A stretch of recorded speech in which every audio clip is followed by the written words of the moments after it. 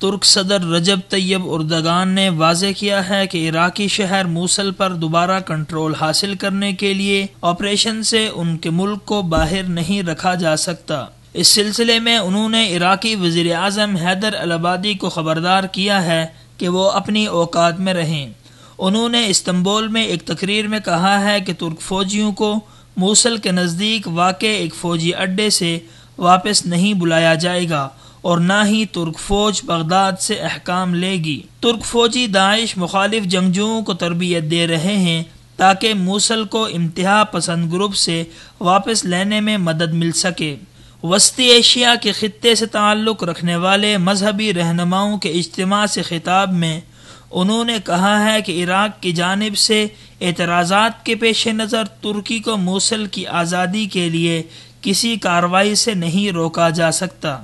اس کے بعد انہوں نے عراقی وزیر اعظم حیدر العبادی کی جانب اشارہ کرتے ہوئے کہا ہے کہ آپ کی عراق میں غوغا آرائی ہمارے لیے کوئی اہمیت نہیں رکھتی ہے اور آپ کو یہ بات جان لینی چاہیے کہ ہم اپنی مرضی کے مطابق آگے بڑھیں گے۔ صدر اردگان نے مزید کہا ہے کہ ترکی موصل کے نزدیک واقع فوجی اڈے باشیکا سے اپنے فوجیوں کو واپس نہیں بلائے گا۔ دوسری جانب ترک وزیر اعظم علی یلدرم نے بھی ایک مرتبہ پھر خبردار کیا ہے کہ موصل کو آزاد کرانے کی کسی کارروائی سے آبادی کے تناسب میں تبدیلی کی راہ ہموار نہیں ہونی چاہیے۔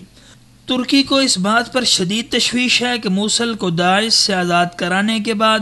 کرد اور شیعہ گروپ اس شہر کا کنٹرول سنبھال سکتے ہیں اور وہاں سنی عربوں اور ترکمان نسل کے باشندوں کو نکال کر باہر کر سکتے ہیں۔ علی یلدرم نے مزید کہا ہے کہ ہم اپنے تمام دوستوں پر واضح کر چکے ہیں کہ موصل میں آپریشن داعش کے کلاکما اور انہیں وہاں سے نکال کر باہر کرنے تک ہی محدود رہنا چاہیے۔ انہوں نے مزید خبردار کیا کہ اگر آپ داعش کو وہاں سے نکال کر باہر کرنے کے بعد موصل کی آبادی کے ڈھانچے کو تبدیل کرنے کی کوشش کرتے ہیں تو پھر آپ ایک بڑی خانہ جنگی سلگا دیں گے اور یہ فرقہ وارانہ جنگ ہوگی۔ ترکی کا یہ بھی کہنا ہے کہ اس اڈے سے جوابی کارروائیوں کے نتیجے میں داعش کے کم از کم 700 سے زائد جنگجو ہلاک ہو چکے ہیں۔ یاد رہے کہ اس اڈے پر ترک فوجیوں کی تعیناتی کے معاملے پر عراق اور ترکی کے درمیان سخت کشیدگی پائی جا رہی ہے اور بغداد حکومت حالیہ مہینوں میں ترکی سے کئی مرتبہ ان فوجیوں کو واپس بلانے کا مطالبہ بھی کر چکی ہے۔ اس کا کہنا ہے کہ ان فوجیوں کی موجودگی عراق کی علاقائی سالمیت اور قومی خود مختاری کے منافی ہے، جبکہ دوسری جانب ترکی موصل میں داعش کے خلاف فیصلہ کن کارروائی میں عراقی فوج کے ساتھ شیعہ ملیشیاؤں کی شرکت پر سخت معترض ہے اور اسی وجہ سے ترکی عراقی حکومت سے سخت نالاں ہے۔